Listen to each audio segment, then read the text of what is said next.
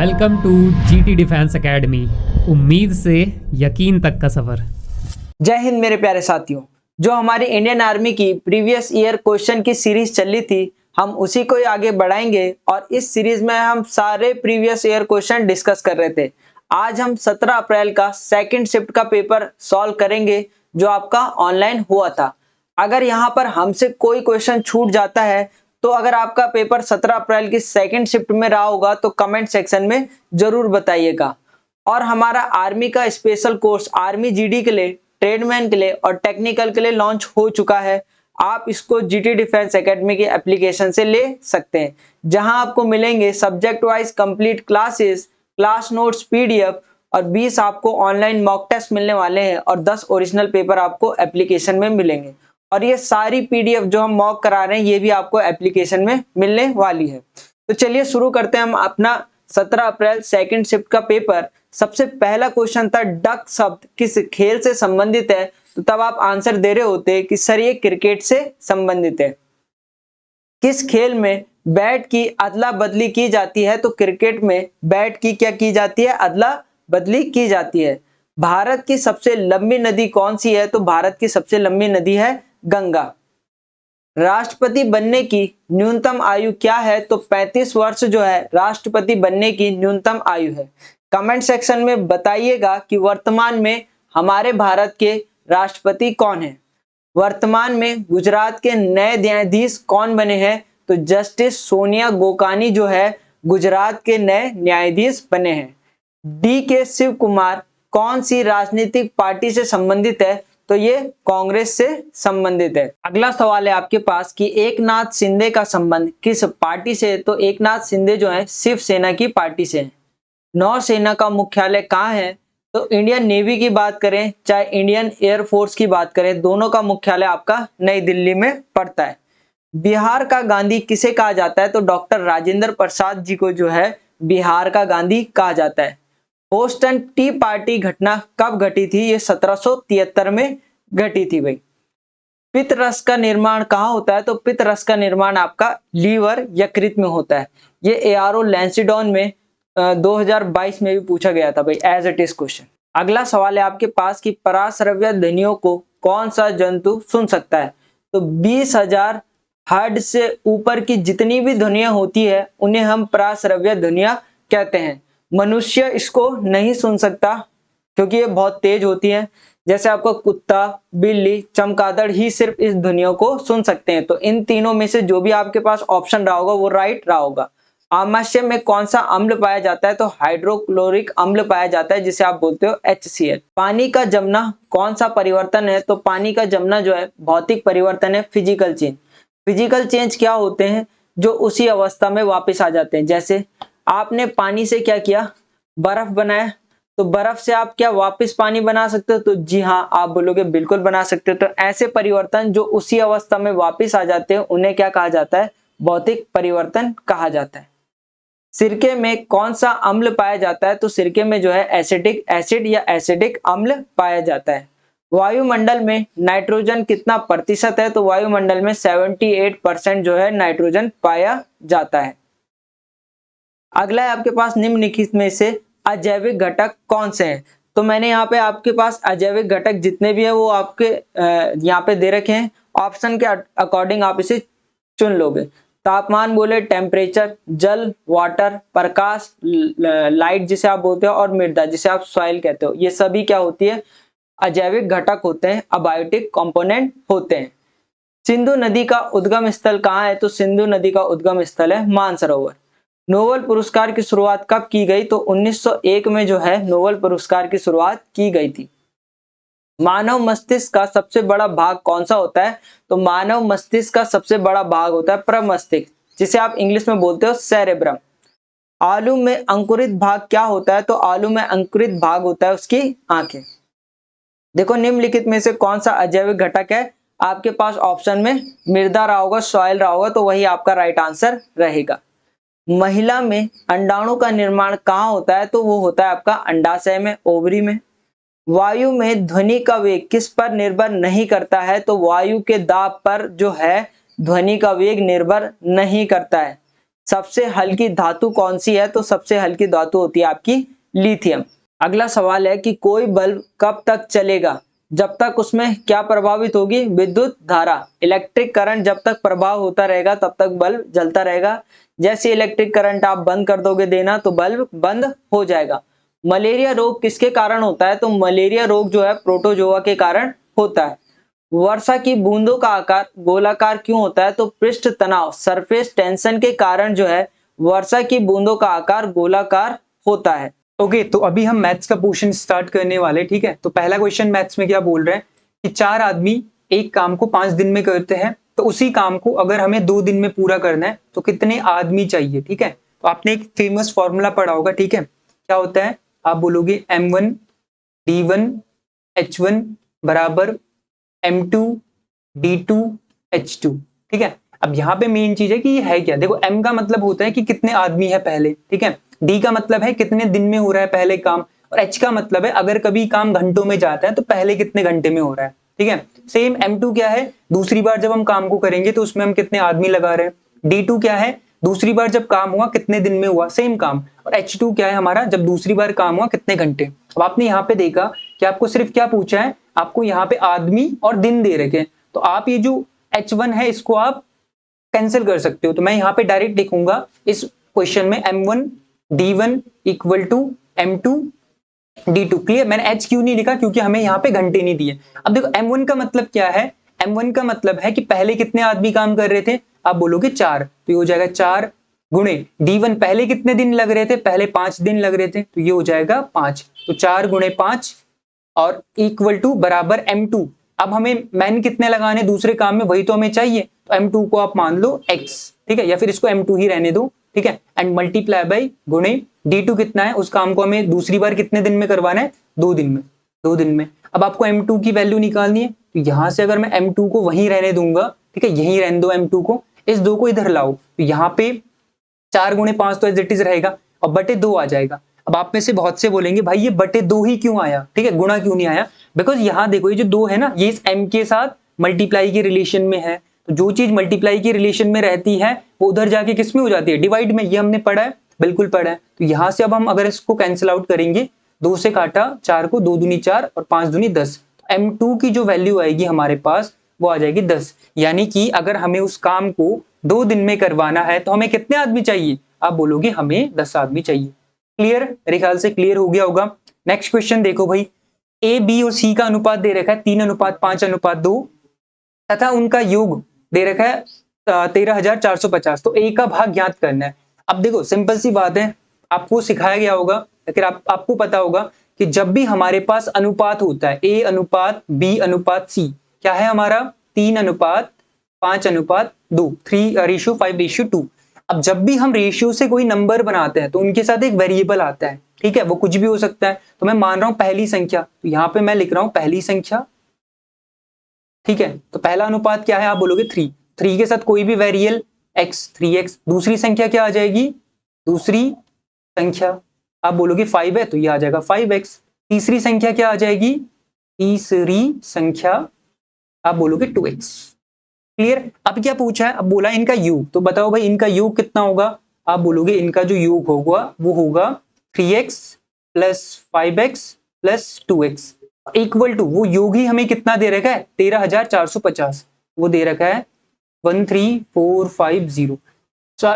तीनों को ऐड करो, 5 और 3 8 और 2 10, तो ये हो जाएगा 10x इक्वल टू 13,450। तो यहां से अगर मैं x की वैल्यू निकालूंगा 13,450 तो एज इट इज और डिवाइडेड बाई 10। अब आपके माइंड में ये क्वेश्चन नहीं आना चाहिए कि 10 डिवाइड में क्यों आया, बिकॉज भैया ये 10 x के साथ मल्टीप्लाई के रिलेशन में था, संबंध में था, तो वो जब दूसरी साइड जाता है बराबर के तो वो डिवाइड में आ जाता है। अब यहाँ से 0 से 0 कट गया तो x की वैल्यू कितनी आ गई हमारी? आप बोलोगे 1345। क्लियर? अब ये तो आ गया x की वैल्यू, बट पूछा क्या है? a भाग का मान। अब भैया पहली संख्या ये, तो पहली संख्या क्या है? 3x, तो इसका मान क्या आ जाएगा? 3 गुणे x, और x का मान हमने अभी निकाला है कितना? 1345, तो आ जाएगा 1345। अब मल्टीप्लाई कर लो, कितना आ जाएगा? 3 पंजे 15, हासिल 1, 3 4 जा 12 एंड 1 कैरी था 13 एंड 3 3 जा 9 और 1 10 और 3 1 जा 3 और 1 4, तो आ जाएगा 40 35। तो जो पहली संख्या आएगी हमारी वो कितनी आ जाएगी भाई 4035।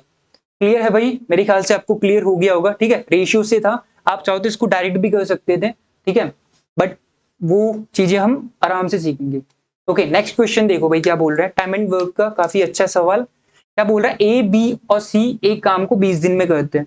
तो पहली चीज जो देखो मैथ्स में सिंपल सी बात है, जो चीज आपको बोली है आप बस वो चीज लिखते जाओ, आंसर अपने आप आते जाएंगे। तो लिखा है ए प्लस बी प्लस सी किसी काम को कितने दिन में कर रहे हैं 20 दिन में। यहाँ पे मैं लिख रहा हूँ दिन, ठीक है, डेज में कर रहे हैं। ठीक है, ए अकेला उस काम को 24 दिन में कर रहा है। ठीक है, ए अकेला जो है उस काम को कितने दिन में कर रहा है 24 दिन में कर रहा है। अब मैंने आपको बताया था जब भी आपके पास ऐसा क्वेश्चन कभी आता है, आपकी जो पहली रिस्पॉन्सिबिलिटी होती है वो होता है कि आप एफिशिएंसी निकालो, क्योंकि एक बार अगर आपने एफिशिएंसी निकाल ली फिर आप हर एक चीज निकाल सकते हो। तो एफिशिएंसी के लिए हम क्या करते हैं, पहले काम निकालते हैं, और काम क्या होता है इन दोनों का एलसीएम। तो बताओ भाई 20 और 24 का एलसीएम क्या होगा। अब थोड़ा जिनको पता है वो तो डायरेक्ट कर लेंगे, 20 और 24 का एलसीएम होता है 120। ठीक है, ये आ गया हमारा वर्क, या फिर आप इसी को बोल सकते हो काम। अब एफिशिएंसी चाहिए, आप खुद बताओ ए बी सी अगर किसी काम को 20 दिन में कर रहे हैं और जो काम है वो 120 है, तो उनकी एफिशिएंसी कितनी आ जाएगी 120 डिवाइडेड बाय 20, तो 20 छके 120, 6 आ जाएगी एफिशिएंसी। और अगर ए अकेला उस काम को 24 दिन में कर रहा है और टोटल काम है 120, तो ए की जो एफिशिएंसी आएगी वो क्या आएगी 120 बटे 24। अरे एफिशिएंसी ऐसे निकालते, जो वर्क होता है उसमें डेज का भाग लगा देते हैं। क्लियर, तो वर्क यहाँ पे कितना है, अगर मैं ए के लिए निकालू 120 और वो डेज कितने लगा रहा है 24, कटेगा आपका कितनी बारी भाई 5 बारी कट रहा है। ठीक है, हाँ 5 बारी। यहाँ पे जो ए की एफिशिएंसी आ जाएगी वो 5 आ जाएगी। अब ध्यान से देखो, आपको ये पूछा है कि ए व बी उस बी व सी उस काम को मिलकर कितने दिन में करेंगे, तो पहले बी और सी की एफिशिएंसी तो पता करें। अब ध्यान से देखो, ए बी और सी की एफिशिएंसी है तीनों की मिला के है 6 और सिंगल ए की है 5। ध्यान से देखो, हाँ, अगर ए की 5 आ गई, इन तीनों की मिला के 6 है, तो बी और सी की कितनी आ जाएगी, आप बोलोगे 1 आएगी। अरे भाई तभी तो ये दोनों प्लस हो गए 6 बनाएंगे। क्लियर, तो हमें पता चल गया कि जो बी प्लस सी की एफिशिएंसी है वो कितनी है 1 है। इसका मतलब क्या है कि जो बी और सी है वो एक दिन में कितना काम करते हैं, एक काम। तो 120 काम को कितने दिन में करेंगे, जो अगर हम टाइम निकाल रहे हैं, टाइम बराबर क्या होता है, आप बोलोगे टाइम बराबर होता है वर्क अपॉन में एफिशिएंसी। ठीक है, तो वर्क कितना है 120 बटे एफिशिएंसी कितनी है भाई दोनों की 1, ये आ जाएगा 1। तो कितने दिन लगेंगे 120 दिन लगेंगे। क्लियर भाई, काफी डिटेल में समझाया, स्लो समझाया। ठीक है, मेरे ख्याल से अब इतना क्लियर होना चाहिए। नेक्स्ट क्वेश्चन देखो, x प्लस 1 अपॉन एक्स की जो वैल्यू दे रखी है वो 12 दे रखी है, तो x square plus 1 upon x square. देखो ये आपका एलजेब्रा का डायरेक्ट फॉर्मूला होता है कि अगर कभी भी, मैं यहाँ पे साइड में लिख देता हूं, अगर कभी भी x plus 1 upon x equal to, मान लो कोई भी संख्या, मान लो k है, और आपको अगर कभी भी एक्स स्क्वायर प्लस 1 अपॉन में एक्स स्क्वायर पूछा जाए, वो हमेशा आपका k स्क्वायर माइनस 2 के इक्वल होता है। क्लियर, अच्छा यहाँ पे हमें k की वैल्यू क्या दे रखी है, x प्लस 1 अपॉन एक्स की वैल्यू 12, हमें x square plus 1 upon x square पूछा है, तो ये कितना हो जाएगा, आप बोलोगे k स्क्वायर यानी कि 12 का स्क्वायर माइनस 2। 12 का स्क्वायर कितना होता है भाई 144 माइनस 2, तो हमारा जो राइट आंसर होगा वो कितना हो जाएगा, आप बोलोगे 142, 142 is our right answer. Clear, मेरे ख्याल से बिल्कुल सिंपल सा फॉर्मूला था, आपको यही याद रखना है बस। ठीक है, ओके नेक्स्ट क्वेश्चन। हाँ, सिंप्लीफिकेशन, इस बार जो आर्मी जीडी का पेपर हुआ था कोई भी शिफ्ट ऐसा नहीं था जिसमें सिंप्लीफिकेशन के सवाल ना आए हो। ठीक है, तो आपको पहली प्रायोरिटी इन तरह के क्वेश्चंस को देनी है जो श्योर शॉर्ट आते हैं। अब देखो इसमें वही बोर्ड मास रूल हम लगाते हैं। ठीक है, क्या लगाते हैं, बोर्ड मास रूल। ठीक है, जो देखो यहाँ पे ब्रैकेट है नहीं, ऑफ है नहीं, तो हम डायरेक्ट डिवीजन से स्टार्ट करेंगे। तो पहले डिवाइड करो जरा, 8 में अगर मैं डिवाइड करूंगा 2 का, तो 2 से 8 कितनी बारी कटेगा, आप बोलोगे 4 बारी, ये 4 आ गया। अब डिवाइड कर लिया, मल्टीप्लाई करो, तो 4 इंटू 4 कितना हो जाएगा, आप बोलोगे 16, और फिर एडिशन कर लो, और 16 में अगर आप 2 जोड़ोगे तो कितना आ जाएगा 18, 18 हमारा इस क्वेश्चन का राइट आंसर हो जाएगा। क्लियर, मेरे ख्याल से दिक्कत होनी नहीं चाहिए। ठीक है, बड़ा बेसिक सा क्वेश्चन था। नेक्स्ट देखो भाई क्या बोल रहा है, एक कार 3 घंटे में 64 किलोमीटर तथा 2 घंटे में 132 किलोमीटर तय करती है, औसत चाल ज्ञात कीजिए। ठीक है, फाइंड द एवरेज स्पीड। अब आपने एवरेज स्पीड पढ़ा होगा क्या होता है। ठीक है, जो हमारा एवरेज स्पीड होता है वो क्या होता है, एवरेज स्पीड होता है हमारा total distance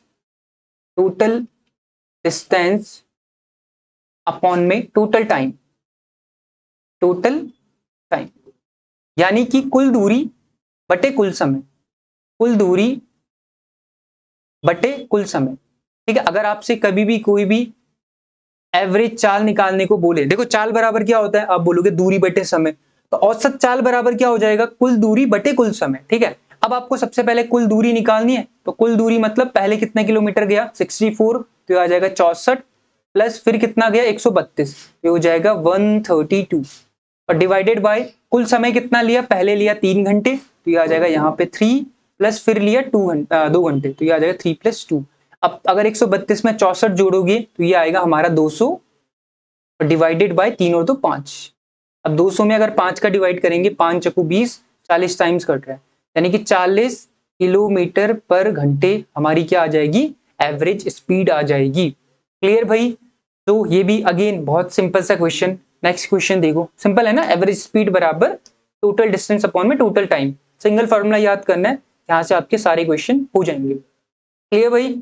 okay, next question काफी आसान सा question, find the complementary angle of 46। ठीक है, 46 का आपको पूरक कोण बताना है। अब आपने एक प्रॉपर्टी पढ़ी होगी कि पूरक कोण किन्हें बोलते हैं। ठीक है, क्या होता है पूरक कोण? When the sum of two angles is 90 degree, then they both are called the complementary of each other। अगर मान लो कोई एक एंगल है A और कोई दूसरा एंगल है B, ये दोनों एक दूसरे के कॉम्प्लीमेंट्री कब होंगे, जब इन दोनों का जो सम होता है वो 90 होता है।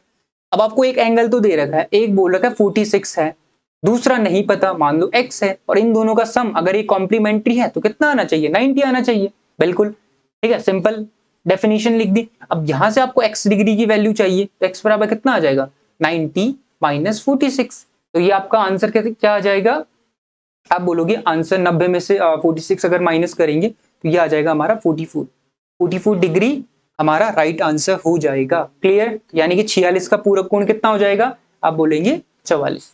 क्लियर? ठीक है, next, convert 54% to a fraction. ठीक है, 54% को भिन्न में बदलना है। सिंपल सी बात आपको बताई गई थी कि जब कभी भी आपको भिन्न से, ठीक है, प्रतिशत में बदलना होता है, देखो भिन्न से जब भी प्रतिशत में बदलना होता है तो हम गुणा 100 करते हैं। ठीक है, यहाँ पे क्रॉस मार देता हूं, और जब भी प्रतिशत से भिन्न में बदलना होता है तो हम भागा 100 करते हैं। अब यहाँ पे 54% है, परसेंट को किस में बदलना है, भिन्न में बदलना है, तो देखो परसेंट को भिन्न में बदलने के लिए हम क्या करते हैं, डिवाइडेड बाय 100, तो 54 और डिवाइडेड बाय 100, 2 से काट लो, 2 से 54 कितनी बारी कटता है, 27 बारी, और 2 से 100 कितनी बारी कटता है, 50 बारी। तो हमारा जो राइट आंसर होगा वो होगा 27/50। क्लियर भाई? तो 54% की जो भिन्न होगी, फ्रैक्शन होगी, दैट इज 27/50। क्लियर? आप बोलोगे बिल्कुल भाई क्लियर। ठीक है, अब देखो सिंपल सा सिंपल इंटरेस्ट का क्वेश्चन है, what will be amount of ठीक है 35,000 becomes in a 3 years at 6% annum interest। ठीक है, अच्छा 35,000 आपके पास राशि है, ठीक है, यानी कि प्रिंसिपल है। अब आपको इसका अमाउंट बताना है कि कितनी हो जाएगी। ठीक है, अब ध्यान से देखो, सबसे पहले हमें यहाँ पे सिंपल इंटरेस्ट निकालना है। तो सबने सिंपल इंटरेस्ट का फॉर्मूला पढ़ा है, क्या होता है, P × R × T अपॉन में 100, जहां पे सिंपल इंटरेस्ट मतलब साधारण ब्याज, प्रिंसिपल मतलब आपका मूलधन, रेट मतलब दर, और टाइम मतलब समय। क्लियर? अब यहाँ पे देखो प्रिंसिपल कितना दे रखा है, वो दे रखा है 35,000 यानी कि 35,000, तो ये आ जाएगा हमारा 35,000 मल्टीप्लाई बाय रेट कितना दे रखा है, आप बोलोगे रेट है 6%, तो ये आ जाएगा multiply by 6 multiply by time कितना दे रखा है 3 साल, तो ये आ जाएगा 3 साल, और डिवाइडेड बाय 100। क्लियर? 1 0 2 0 से हमारे 1 0 2 0 कट गए, अब मल्टीप्लाई कर लो, 6 3 जा 18, ये हो जाएगा 350 मल्टीप्लाई बाय 18 मतलब 18।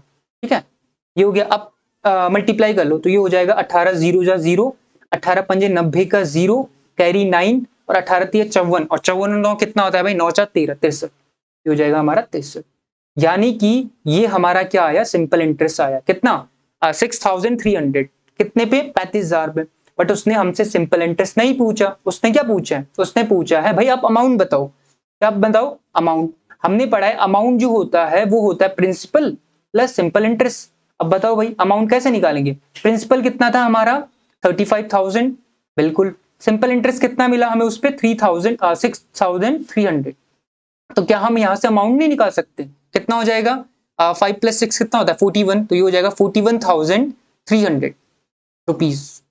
क्लियर भाई? तो इसका जो राइट आंसर होगा that is 41,300। Find the area of the rectangle, length इतना एंड इतना, ठीक है। अब देखो आपको लेंथ दे रखी है, ठीक है। अब देखो इन्होंने थोड़ा सा जो क्वेश्चन है ना वो लेंथ ये नहीं होनी चाहिए, बिकॉज आपको पता है लेंथ हमेशा ज्यादा होती है, बट कोई नहीं। लेंथ अगर 4 सेंटीमीटर है, ब्रेथ अगर 8 है, आपको एरिया निकालना है। एरिया मतलब क्षेत्रफल, वो होता है L इंटू बी। लेंथ कितनी है 4 इंटू ब्रेथ कितनी है 8, 8 चको कितना हो जाएगा 32 सेंटीमीटर स्क्वायर, ठीक है। तो जो आपका एरिया यानी कि क्षेत्रफल आएगा वो कितना आएगा 32 सेंटीमीटर स्क्वायर। क्लियर भाई? आप बोलोगे बिल्कुल भाई क्लियर। अच्छा, 4 क्रमागत विषम संख्याओं का योग कितना है 96, ठीक है। आपको बताना है इस क्रम में दूसरी कौन सी संख्या होगी। अब मान लो आपको कोई भी एक संख्या पहली तो माननी पड़ेगी, और फिर उसके बाद लगातार 3 उसके साथ की विषम संख्याएं माननी होगी। अब मान लेते हैं, माना या फिर लेट माना पहली विषम संख्या, पहली विषम संख्या क्या होगी भाई? मान लेते हैं एक्स, एक्स माने वाई, ठीक, एक्स मानते हैं एक्स।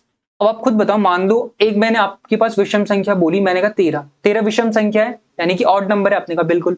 अब मुझे नेक्स्ट विषम संख्या बताओ, 13 के बाद जो आता है, क्रमागत बोला है ना, बिकॉज 13 के बाद क्या आता है आप बोलोगे 15, 15 के बाद क्या आता है आप बोलोगे 17, 17 के बाद क्या आता है आप बोलोगे 19। आप एक चीज नोटिस करोगे कि अगर मैं इसको कुछ भी मानता हूं, मान लो मैं इसको एक्स मानता हूं, तो मैं फिर 13 से 15 पे कैसे पहुंचूंगा? जब मैं इसमें +2 करूंगा। फिर 15 से 17 पे कैसे पहुंचूंगा? जब इसमें फिर +2 करूंगा। तो मुझे यहां से एक चीज समझ में आई कि अगर मैं पहली संख्या को x मानूं, तो मेरी जो दूसरी संख्या होगी, पहली विषम संख्या हो गई, तो मेरी जो दूसरी संख्या होगी, दूसरी संख्या जो होगी वो x में 2 जोड़ने से आएगी। जैसे हमने 13 में 2 जोड़ के 15 मिला, ऐसे ही तो सेम जो मेरी तीसरी संख्या होगी, तीसरी आप संख्या बोलो या फिर तीसरी विषम संख्या, दोनों बात सेम ही है, वो आ जाएगा। फिर इस 2 में भी फिर 2 जोड़ेंगे तो 2 और 2 4 हो जाएगा, x + 4। और जो मेरी चौथी संख्या होगी, चौथी संख्या या फिर चौथी विषम संख्या, वो हो जाएगी मेरी x + 6। क्लियर भाई? यहां तक का सबको क्लियर हो गया? हमने +2 +4 +6 क्यों लिखा? बिकॉज भाई अगर कोई भी नंबर है, आप मान लो 1 से स्टार्ट कर रहे हो, 1 के जस्ट बाद विषम क्या आता है 3, 3 के जस्ट बाद क्या आता है 5, 5 के जस्ट बाद क्या आता है 7। तो आपने 1 में कितना जोड़ा 2 जोड़ा, फिर 3 में कितना जोड़ा 2 जोड़ा, फिर 5 पे कितना जोड़ा 2 जोड़ा, तभी तो आपको क्रमागत विषम संख्याएं प्राप्त हुई। सेम हमने यहाँ पे किया, पहली विषम संख्या x मान ली, दूसरी क्या होगी x में 2 जोड़ा, तीसरी क्या होगी जो दूसरी संख्या थी ना 3 वाली, इसमें 2 जोड़ा। तो अगर मैं x + 2 में, अगर मैं x + 2 में अगेन 2 ऐड करता हूं तो 2 + 2 कितना हो जाएगा 4, तो ये हो जाएगा x + 4। क्लियर? अब आपको एक चीज ध्यान रखनी है, ये हो गया, ठीक है। अब क्या बोला है ऐड कर दो, ऐड कर दो आप सबको, बोला उनका योगफल ना, सबको ऐड करो जरा, कितना हो रहा है? तो यहाँ पे हम नीचे लिखेंगे x प्लस, ये पहली संख्या आ गई, दूसरी संख्या x + 2, तीसरी संख्या x + 4 एंड चौथी संख्या x + 6 इक्वल टू, इनका सम कितना दे रखा हमें 96। क्लियर? अब जो x वाले हैं उनको एक साइड जोड़ लो, तो ये हो जाएगा मेरा x x एंड x, तो कितना हो जाएगा 4x, और प्लस में नंबर को जोड़ लो, तो 6 और 4 10 और 10 और 2 12, ये हो जाएगा 12 बराबर 96। क्लियर? तो यहां से अगर मैं इसको और डिटेल में लिखना चाहूं तो ये हो जाएगा मेरा 4x इक्वल टू, देखो 96 तो ऑलरेडी था, अब मैं 12 को इधर ले जाऊंगा, तो 12 यहाँ प्लस का है तो उधर जाके माइनस का, तो ये हो जाएगा -12। तो 4x इक्वल टू आ जाएगा 96 में से अगर 12 घटाएंगे तो कितना आएगा? अब बोलोगे 84 आएगा, कितना आएगा 84। तो यहां से अगर मैं x निकालूंगा, x इक्वल टू 84 तो था ही, तो डिवाइडेड बाई 4 आ जाएगा। अब 4 क्यों? बिकॉज भैया जो 4 था वो x के साथ मल्टीप्लाई में था, तो उधर जाके डिवाइड में आ गया, तो x की वैल्यू कितनी आ गई? अगर हम डिवाइड करेंगे ये आ जाएगा 14, नॉट 14, ये आ जाएगा हमारा 4 दूनी 8 और 4 एकम 4, 21 आ जाएगा। x की वैल्यू कितनी आ गई हमारी 21। क्या पूछा है? इस क्रम में दूसरी संख्या, दूसरी संख्या कौन सी थी भाई हमारी? दूसरी संख्या थी x + 2, x हमारा कितना निकल के आया 21, तो 21 में 2 ऐड कर दो, कितना आ जाएगा 23। इसका राइट ऑप्शन क्या होगा 23। क्लियर? इतनी बात मेरे ख्याल से क्लियर हो गई होगी। नेक्स्ट क्वेश्चन देखो, यदि एक समकोण त्रिभुज में एक कोण 35 डिग्री है तो तीसरा कोण ज्ञात करो। अब देखो भाई सबसे पहली चीज जो आपको पकड़नी चाहिए थी that is right angle triangle. समकोण त्रिभुज है तो डेफिनेटली है कि एक एंगल तो उसमें 90 होगा, तो मान लेते हैं उसका जो पहला एंगल है ए वो कितना है आपका 90 है, ठीक है, पहला एंगल है वो कितना है 90 डिग्री है। तो दूसरा एंगल है, एक कोण दे रखा है ना, दूसरा मान लेते कोई भी बी है वो आपका 35 है, नॉट 45, ओके ये है आपका 35। अब आपको सी पूछा है। अच्छा आपने पढ़ा है, देखो नॉर्मल प्रॉपर्टी होती है ट्राइंगल की, त्रिभुज की, कि त्रिभुज के तीनों कोणों का योग कितना होता है 180, यानी कि ए प्लस बी प्लस सी जो होगा वो 180 के बराबर होगा। बिल्कुल बात, ए की वैल्यू कितनी है 90 डिग्री प्लस बी की वैल्यू कितनी है 35 डिग्री और सी की हमें निकालनी है, तो सी को एज इट इज रहने दो, सी बराबर 180 डिग्री आ जाएगा। 90 और 35 कितना होता है, तो ये हो जाएगा सी डिग्री प्लस 125 डिग्री, 9 3 12, 125 बराबर 180 डिग्री। तो यहां से हमें सी की वैल्यू चाहिए, तो सी बराबर हो जाएगा 180 माइनस, देखो 125 यहाँ प्लस का था, उधर जाके माइनस का 125। अब अगर 180 में से 125 घटाओगे तो ये आएगा हमारा 55। कितना आएगा भाई 55। तो यानी कि जो तीसरा एंगल है वो कितना हो जाएगा, अब बोलोगे वो हो जाएगा 55। 55 क्लियर, मेरे ख्याल से क्लियर हो गया होगा। क्लियर भाई, ओके। नेक्स्ट क्वेश्चन काफी अच्छा क्वेश्चन, ठीक है, एवरेज का क्या बोल रखा है, एक परिवार में माता पिता व उनकी दो बेटियों की औसत आयु 40 वर्ष है। अब देखो आपने सिंपल सा फॉर्मूला पढ़ा होना चाहिए आपका, जो आपका औसत होता है, ठीक है, जो आपका औसत होता है वो क्या होता है,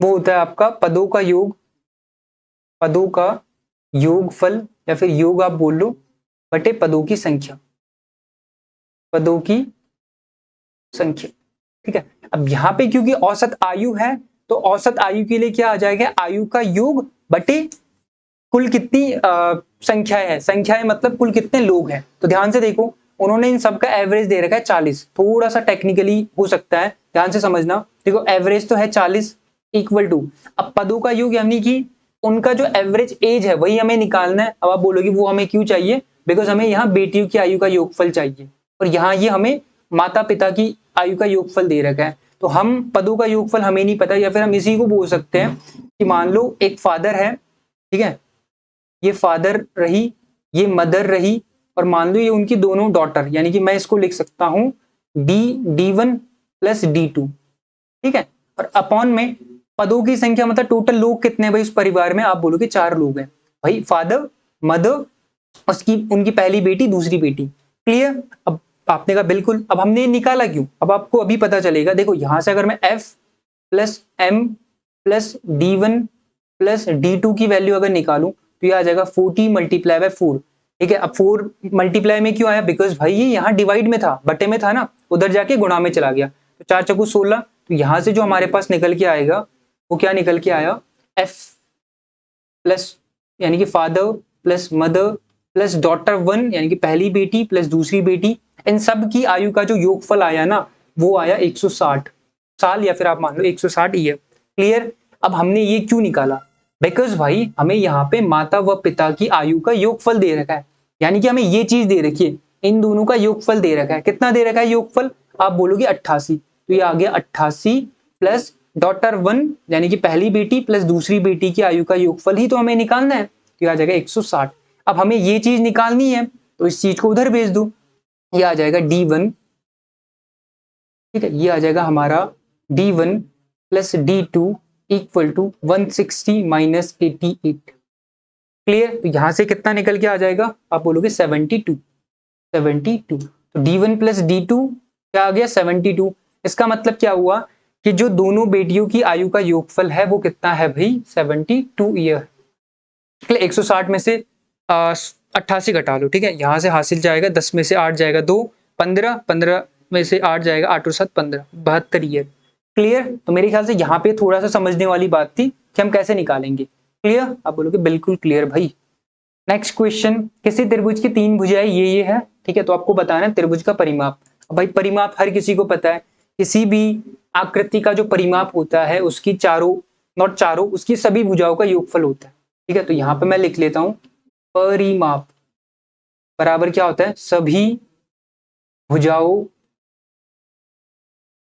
की लंबाई का योगफल, की लंबाई का योगफल, योगफल, ठीक है। तो परिमाप यानी कि हम बोल सकते त्रिभुज का परिमाप क्या आ जाएगा हमारे पास, परिमाप बराबर सभी भुजाओं का योग, तो इनको ऐड कर लो तो ये हो जाएगा 4.5 प्लस 6.5 प्लस 5, ऐड कर लो। देखो 6 और 4 कितना होता है 10, और 0.5 और 0.5 यानी कि आधा प्लस आधा 1, 11, और 11 और 5 16, ये आ जाएगा यहाँ से 16। अगर सेंटीमीटर में है तो सेंटीमीटर, मीटर में है तो मीटर, यानी कि परिमाप क्या निकल के आ गया 16 सेंटीमीटर। क्लियर, मेरे ख्याल से क्लियर हो गया होगा।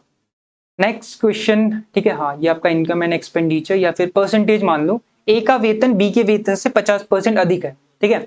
अब जब भी डाटा आसान होता है हम 100 मान के कर लेते हैं, तो मान लो ये रहे हमारे ए भैया और ये रहे हमारे बी भैया।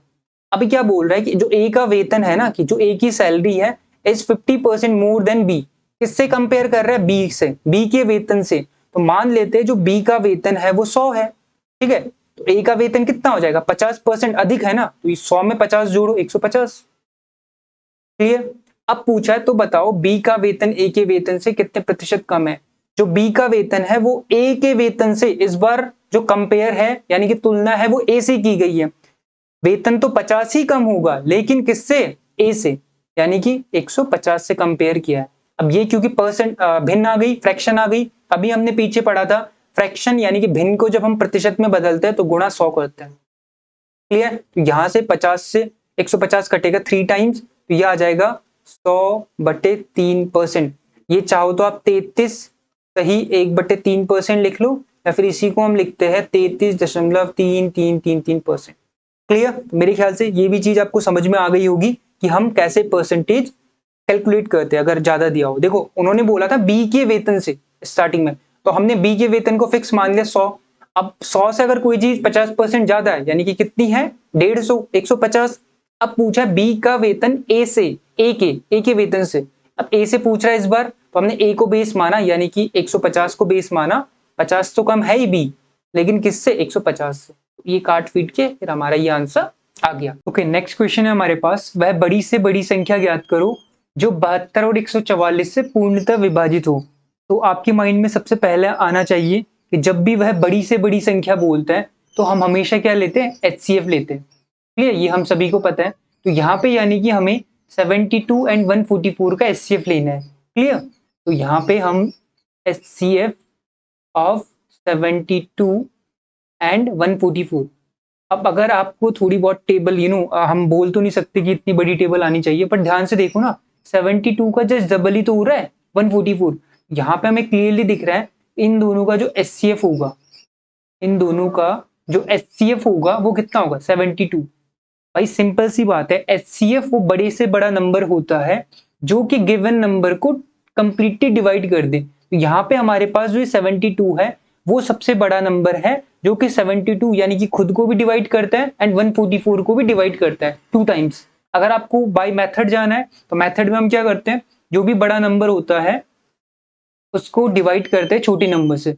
72 से डिवाइड किया तो कितनी बार जा रहा है 72 2 जा 144, ये तो डायरेक्ट चला गया। अदरवाइज अगर नहीं जाता फिर हम आगे सेम स्टेप को बढ़ाते। तो यहाँ पे जब कंप्लीटली डिवाइड चला जाता है तो जिस नंबर से हमने डिवाइड किया था यानी कि 72 से, वही हमारा क्या होता है HCF होता है।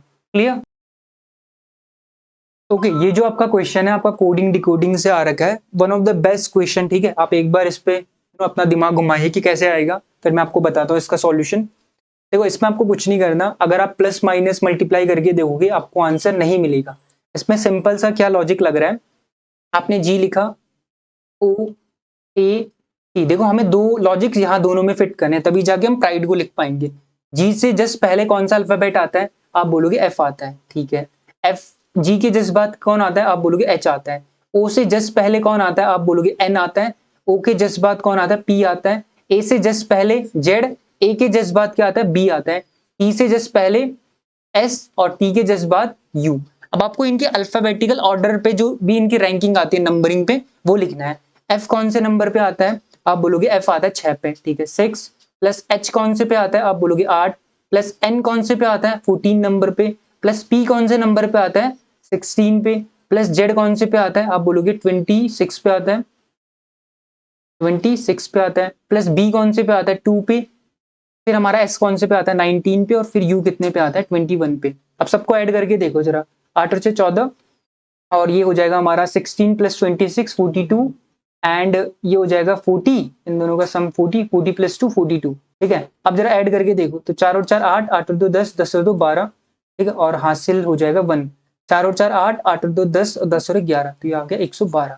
अब ये लॉजिक अभी हमारा सिर्फ गॉट पे फिक्स हुआ है, अगर आपको लीफ पे भी देखना है तो आप ट्राई कर सकते हो, लीफ में भी सेम ही लॉजिक लगेगा।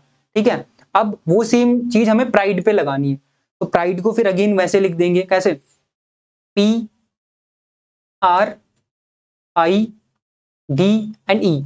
पी से पहले क्या आता है, आप बोलोगे पी से पहले आता है हमारा आई जे के एल एम एन ओ, ओ आता है हमारा ओ, और पी के बाद क्या आता है क्यू। आर से पहले क्या आता है क्यू आता है, और आर के बाद एस आता है। ठीक, आई से जस्ट पहले क्या आता है आपके पास, आई से पहले आता है आपके पास एच, और आई के बाद जे। डी से पहले क्या आता है सी, और डी के बाद क्या आता है ई। ई से पहले आता है डी, और ई के बाद क्या आता है एफ। सबको जरा ऐड करके देखो कितना आ रहा है, ओ आता है हमारा 15 पे, आप बोलोगे बिल्कुल सही 15, प्लस क्यू कितने पे आता है भाई, तो ये हो जाएगा हमारा 17 पे आता है। ठीक है, अगेन क्यू है अगेन 17, प्लस एस 19 पे, एच हमारा 8 पे, जे हमारा 10 पे, टी कौन से पे 3 पे, ई कौन से पे 5 पे, डी 4, एफ 6। अब सर सबको जरा ऐड करो, देखो यहाँ से ऐड कर रहा हूँ मैं, 6 और 4 10, 5 और 3 8, 10 और 8 18, 1917 कितना होता है, आप बोलोगे 9 7 16, ये हो जाएगा 36, और 17 और 15 कितना होता है 32। अब अगेन यू में ऐड करो तो कितना हो जाएगा, ये हो जाएगा हमारा 68, और 10 और 8 18, 18 18 36, ये हो जाएगा 36। तो 8 और 6 14, और 6 और 3 9 और 1 10, तो 104। तो जो हमारा प्राइड को हम लिखेंगे वो लिखेंगे 104। तो अगेन काफी टिपिकल क्वेश्चन था। ठीक है, ये क्वेश्चन आपका एसएससी में भी पूछा गया था। ठीक है, तो नेक्स्ट क्वेश्चन और आज का लास्ट क्वेश्चन हम 104 140 204 240 304। अब आपको यहाँ पे देख के ये चीज समझ में आनी चाहिए, ऑल्टरनेट सीरीज बन रही है। कैसे, 104 में 100 जोड़ा, 104 में 100 जोड़ा तो हमारा कितना आ रहा है, प्लस 100 जोड़ा 204, 204 में 100 जोड़ा कितना आ रहा है 304। अब 140 में 100 जोड़ेंगे तो 240 आएगा, अगेन जो आंसर आएगा वो 240 में 100 जोड़ के आएगा, यानी कि आंसर होगा हमारा 340। क्लियर, तो लास्ट क्वेश्चन का जो राइट आंसर होगा वो होगा 340। क्लियर, तो मेरे ख्याल से आज को आपकी जो क्लास थी मैथ्स प्लस रीजनिंग, वो चीज आपको समझ में आई होगी। अगर आपको कहीं पे कोई भी डाउट है तो आप कमेंट कर सकते हैं। तब तक के लिए जय हिंद।